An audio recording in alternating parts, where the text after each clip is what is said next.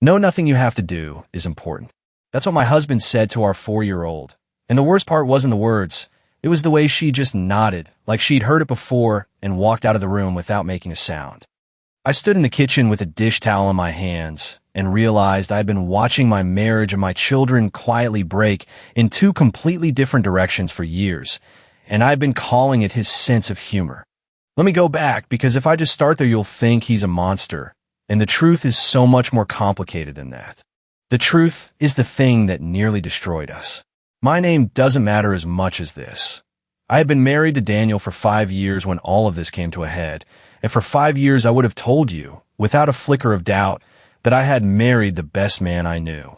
We met when I was 23, both of us working dead-end jobs, both of us convinced the world was a little bit of a joke, and we were the only two people in on it.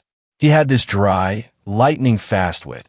He spoke sarcasm the way other people speak their first language, fluently, instinctively, and it made me laugh until my stomach hurt. On our second date, he kept a straight face for a full 10 minutes, describing an elaborate fake conspiracy about the restaurant's breadbasket, and I knew right then I wanted to spend my life with someone who could make the ordinary feel like an adventure. He was a provider, too. When I say he worked hard, I mean he got up before the sun, came home after dark, and never once complained about it.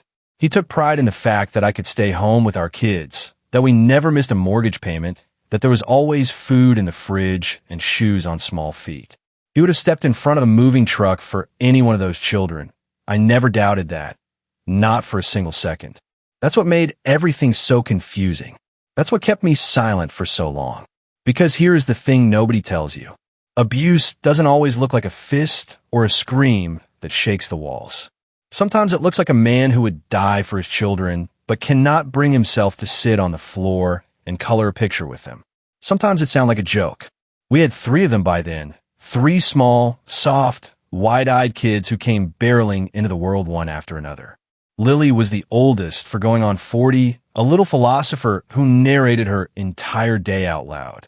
Noah was 3, all knees and elbows and questions, the kind of boy who would ask you why the sky was blue and then argue with your answer.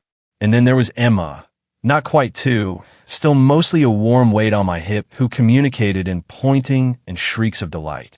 They were the center of my entire universe. And they came to me for everything. Everything. I want you to understand how total that was. If a knee got scraped, they came to me. If a bad dream woke them at 2 in the morning, they came to me. If they were proud of drawing, hungry, scared, curious, sad, sleepy, me, always me, I read to them every night. I taught Lily her letters. I spent 20 minutes deciphering Noah's half-words until I understood that Fessa meant helicopter. I poured myself into them like water into dry ground, and I loved every exhausting second of it. But somewhere in the back of my mind, a quieter, colder thought had started to grow. Why is it only me? Where's their father in all of this? He was right there. That was the strange part. He was in the same house, the same rooms, sometimes sitting on the same couch. But there was a wall between him and those children, and it had been built brick by brick out of comments he thought were funny. "Daddy, do you like my picture?" Lily would ask, holding up a piece of paper covered in proud scribbles. "No," he'd say, not even looking up, and she'd walk away crying, and he'd turn to me with a grin and say, "What? It's a terrible picture. She's got to learn sometime." "Dad, can I?" Noah would start. "No, nothing you have to do is important. A joke."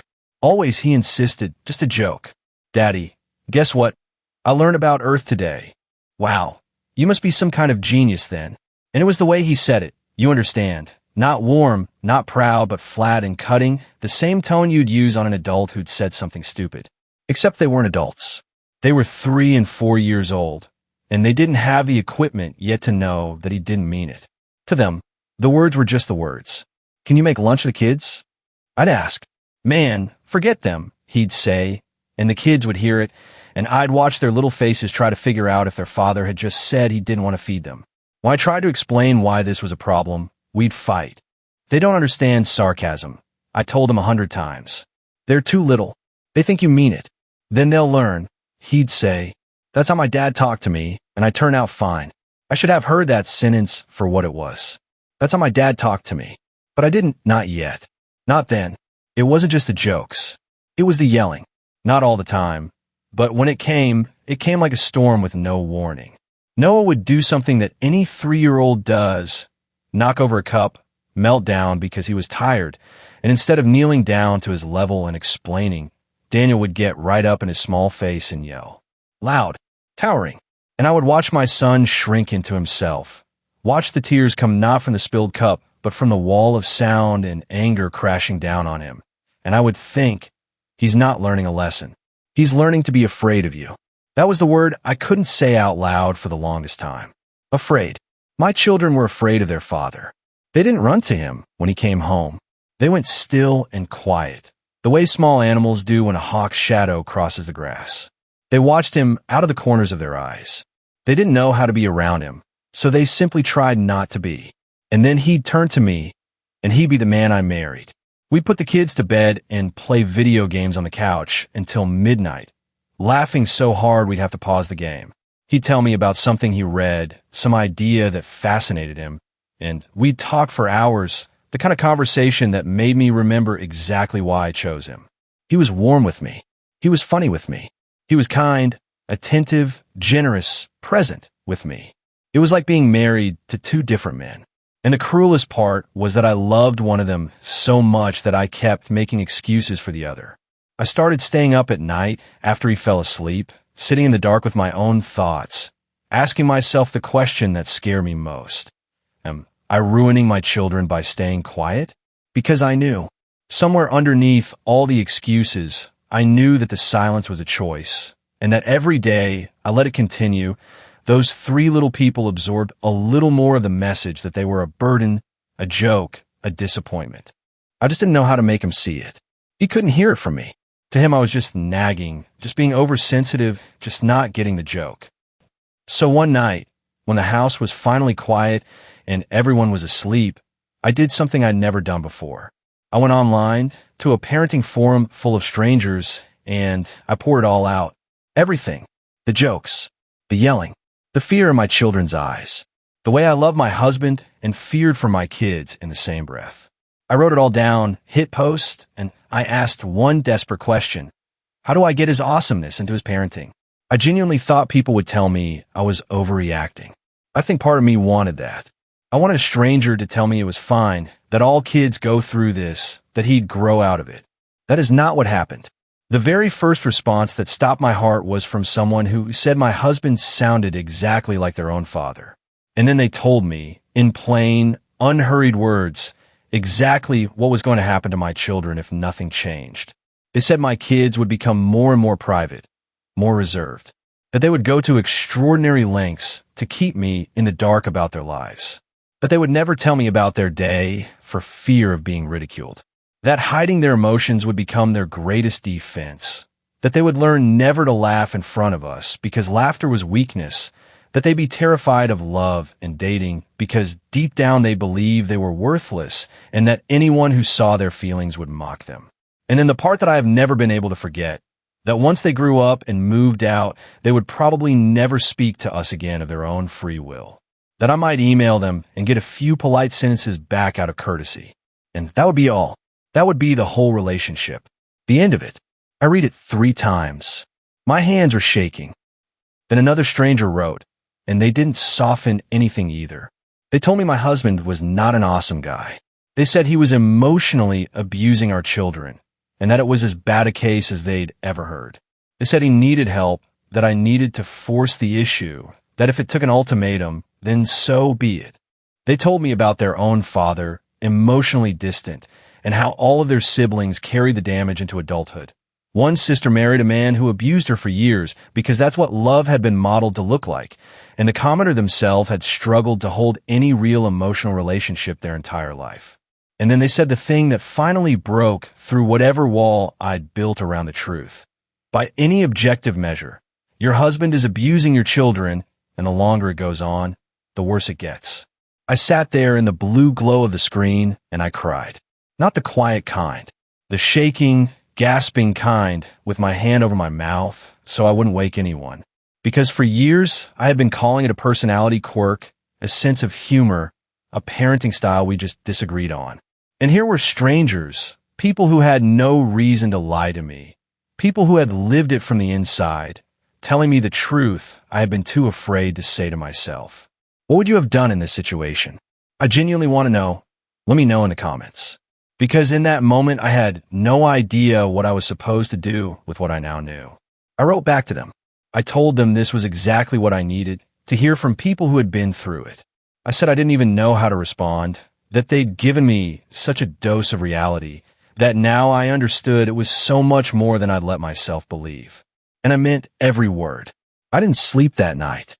I lay next to my husband, this man I loved, this man who was sleeping peacefully with no idea that something had just shifted permanently inside me. And I made a decision. Things could not go on the way they were. I didn't know yet what I was going to do, but I knew the silence was over. For a few days, I carried it around like a stone in my chest. I started writing notes to myself in the margins of my own thoughts. Husband is not so awesome anymore. He is an abusive jerk. The word felt enormous and terrible in my mouth, but I needed to stop lying to myself, and naming it was the first step. I thought about showing him the post. The idea terrified me. He had no idea I'd written it. He had no idea strangers were calling him an abuser. But maybe he needed to hear from someone other than me. I was the wife. I could be dismissed as nagging, but a dozen strangers, including grown adults who'd been raised by men exactly like him, that was harder to laugh off. I also realized something humbling and a little terrifying. I had no idea how I'd even pay for therapy. He worked. I was home with the kids all day. The money was tight. But I remember thinking, with a kind of fierce clarity I hadn't felt in years, I will go work nights at a fast food counter making tacos if that's what it takes to fix this. Nothing was going to be more important than this. Nothing. And then, before I could plan any of it carefully, the thing I was dreading happened on its own. It started, as these things always did, with a comment. He said something to one of the kids, something cutting, something dismissive in that flat, joking tone. And I felt the stone in my chest crack open. I didn't plan what came next. I blew up. Years of swallowed words came out all at once, loud and ugly, and I'm not proud of how I said it. I told him he was a bully. I told him he used his power against his own children because he knew he could get away with it, because he would never, ever talk to me or any other grown adult that way, because a grown adult would knock him flat. He only did it to the kids because the kids couldn't fight back. The room went silent, the kind of silence that has a sound to it. He stared at me like I'd slapped him. Then he grabbed his keys and walked out the door without a word, and I heard the car start and pull away, and I stood there in the wreckage of what I'd said, shaking, half convinced I'd just blown up my entire marriage. He was gone for hours. When he finally came back that night, he didn't speak to me. Not that night, not the next day, not the day after. 2 full days of cold, total silence in our own house, the kids picking up on the tension the way kids always do, walking on eggshells around both of us now. It was miserable. There were moments I almost caved, almost apologized just to make the silence stop. But I held on, because underneath the guilt about how I'd said it, I knew that what I'd said was true. If you're enjoying this story so far, take a second to hit that subscribe button. We post brand new stories like this one every single day, and I'd hate for you to miss what happened next. Because what happened next is the part one still can hardly believe. On the 3rd day, I finally went to him. I sat him down, and I made myself stay calm. I told him I needed to talk, and to his credit, he stayed. He told me, bitterly, that he had nothing to say to me, that I clearly believed he got some kind of sick joy out of disciplining our children, and what was he supposed to do with that? And I told him no. I told him he had it completely wrong. It was never just about discipline. Discipline is part of parenting. Every kid needs boundaries. It was about how he treated them in general. The contempt, the dismissiveness, the way he made 3 small children feel like an inconvenience in their own home. I look him in the eyes, and I asked him the question I've been holding for years. Why do you feel the need to treat your own children like they don't matter? He denied it, of course. He got offensive. He said I was exaggerating, that he loved his kids, that I was making him into a villain. And that's when I did the thing I'd been too scared to do. I showed him the post. Before he read it, he actually smiled.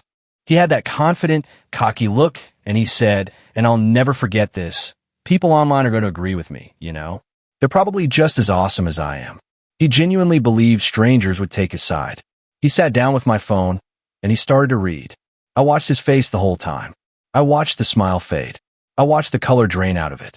I watched him scroll through stranger after stranger, telling him what he was doing, what it would cost, what it had cost them. He got to the comment from the person whose father was just like him, the prophecy about the kids who'd grow up and never call. He read about the abuse being as bad as anyone had ever heard. He read about the sister who married an abuser, the lifetime of broken relationships. And then he stopped. He set the phone down very slowly. He didn't say anything. He just sat there, and then he put his head in his hands, and he stayed like that for a long, long time. I didn't say anything either. There was nothing to say that the strangers hadn't already said better than I ever could. The next day, something happened that I genuinely never thought I would live to see. He took the kids to the movies. By himself. Without me. He took all three of them to see a kids' movie about singing penguins. A movie I promise you he had zero interest in, the kind of thing he would have mocked relentlessly a week earlier. And he sat through the whole thing. With them. For them. When they got home, Lily was glowing. She was talking a mile a minute about the penguins, and Noah was trying to dance like one, and even Emma was babbling and laughing. And there was my husband, looking a little shell-shocked, a little out of his depth, but there, present, with his children, who for the first time in their short lives had spent an afternoon with a dad who wasn't cutting them down. That night, after the kids were asleep, we talked again, and it was different this time. I told him how happy it made me, what he'd done. But I also told him the truth. One movie wasn't enough. He had to actually change. He had to change his whole attitude, especially with the kids.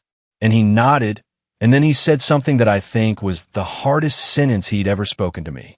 He said he genuinely had no idea he was being a jerk. He thought he was being funny. He thought no harm was being done. In his mind, the jokes were just jokes, the sarcasm was just how people talked, and the kids were either too little to be hurt or would toughen up because of it. He had never once stopped to consider that a 4-year-old doesn't have the tools to know daddy's only kidding. The damage had been completely invisible to him, until a dozen strangers held up a mirror and forced him to look. He was still reluctant to see a professional. The idea of sitting in a room and talking about his feelings to a stranger made him deeply uncomfortable. But he agreed to start looking for a therapist he could feel okay with. For a man who had spent his whole life with his walls up, that was an enormous thing to say out loud. I genuinely believed, in that moment, that showing him that post had changed everything. The honesty of those strangers had done what years of my pleading never could. It showed him he was doing something deeply wrong, whether he meant to or not. And the thing was, he didn't want to be that father. He wasn't close to his own dad. He never had been. And he did not want his children to grow up and feel about him the way he felt about the man who raised him. For the first time, I let myself feel something I hadn't felt in a very long time. Hope. But I'd be lying to you if I told you it was a fairy tale after that. That he flipped a switch and became a perfect father overnight. That's not how any of this works. And I think you already know that. The truth is the months that followed were hard. Really hard. I think some part of me had expected him to transform instantly because we were talking about the well-being of his own children. So how could he not? But that's not realistic, and I had to learn the slow way. He relapsed. More than once. Old habits, the kind that have been carved into you since childhood, do not vanish because you read a sad comment one time. There were days the sarcasm slipped out, days the impatience flared, and every single time it happened it was hard on me. Because I'd let myself hope, and hope makes you fragile. Therapy, honestly, didn't go the way I dreamed. Talking about his emotions was not his strong suit. It never had been. And finding the right person, someone he could actually open up to, turned out to be its own struggle. We didn't have a lot of luck there, and I won't pretend we did. But we didn't give up. Not me, and this was the important part. Not him either. He kept trying. And in the meantime, the one thing that did change steadily and noticeably was that he started talking to me. Really talking. Opening up in a way he never had before. You want to know what actually worked? It wasn't the therapy, at least not at first. It was the comments. Those responses from the strangers, he kept them. He printed them out, folded the paper up small, and he carried it in his wallet. I'm not exaggerating. I would catch him sometimes sitting quietly, taking that worn folded paper out and reading it again. He went back to it whenever he felt himself slipping, to remind himself exactly what he was doing to his children when he let the old self take over. The comments from people who had been raised by men like him. That was the thing he couldn't get anywhere else. Not from therapy. Not from me. He could dismiss me. I was his wife. I had to say these things. But these were grown adults describing, in their own words, the god-awful truth of what it actually feels like to be that child. He identified with them.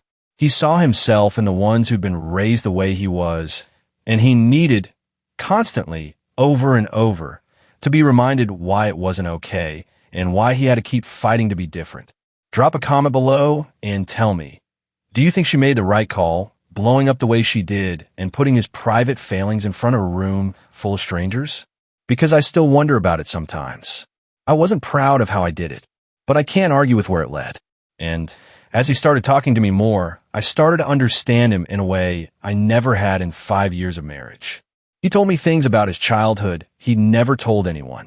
He told me that growing up, he never once felt protected by his parents, that his feelings were never validated, not a single time, that crying or being scared or being sad was something to be mocked, not comforted.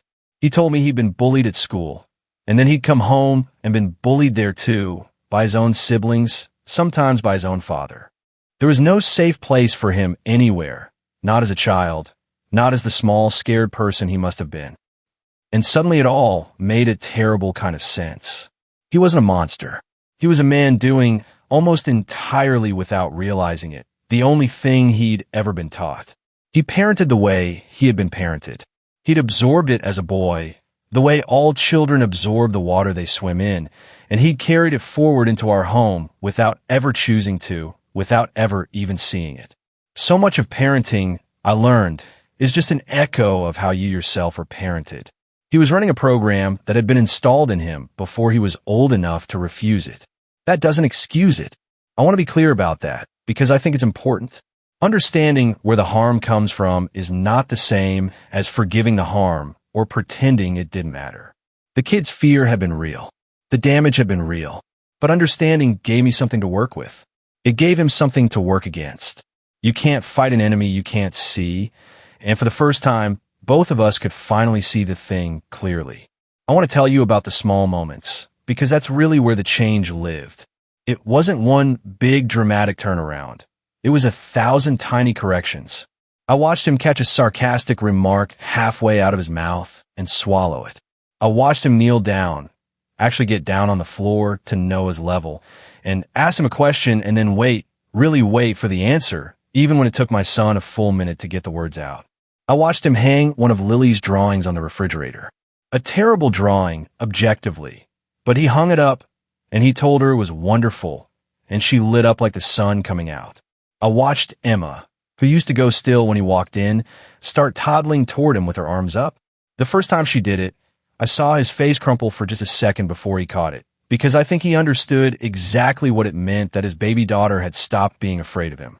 There were setbacks woven all through it. A bad day at work, and the old tone would creep back. Exhaustion, stress, and the walls would start rebuilding themselves. And every time, he'd reach for that folded paper in his wallet. I came to think of it as his anchor, proof in other people's handwriting of who he didn't want to be. He told me once, quietly, that he was scared the whole time that he'd already done too much damage, that the kids would never fully trust him, that the stranger's prophecy had already half come true. And I told him the truth, which was that kids are forgiving in a way adults have forgotten how to be. That if he kept showing up, kept apologizing when he slipped, kept being honest with them, they would meet him halfway. Children understand more than we give them credit for, and they forgive when they're given the chance. And they did. Slowly, the house changed. The eggshell walking faded. The kids started bringing things to him, a drawing, a question, a scraped knee, not just to me. Not all the time, not perfectly, but it started. The fear that had lived in our home for years began, finally, to drain out of it. The 2 men I'd been married to, the warm one and the cold one, started at long last to become one man. The awesomeness I'd fallen in love with started, in fits and starts, to reach the three people who needed it most all along. I think about those strangers all the time. People who owed me nothing, who would never meet me, who took a few minutes out of their own lives to tell a frightened woman the truth she couldn't bear to tell herself. One of them, the one who wrote the terrible prophecy about the children who grow up and never call, I thought about them most of all, because they didn't write that to be cruel. They wrote it because they had lived it, and they wanted to spare three children they'd never meet from living it too. I want them to know, wherever they are, it worked. You didn't just help me. You helped both of us. You helped a man who couldn't hear the truth from his own wife finally hear it from people who'd survived it. And you may have saved my children's entire future in the process. If I've learned anything from all of it, it's this. Love alone is not enough. My husband loved our children fiercely the entire time. He would have died for them, and he was still hurting them every single day, because love that can't be felt by the person it's aimed at isn't doing its job. The job of love is not just to exist in your chest. It's to land. It's to be felt by the small, watching people who are learning from you what they're worth. And sometimes the kindest thing anyone can do for someone they love is to stop laughing along, stop making excuses, and tell them the truth. Even when it costs something, even when it's terrifying, even when it means handing the most painful corner of your life to a room full of strangers and praying they'll be honest enough to save you. We're still not perfect. He still has hard days. But my children run to their father now. And that is everything.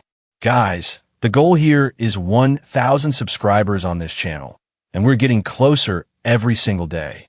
If you have not hit subscribe yet, please consider it. It genuinely makes a difference. Thank you for being here.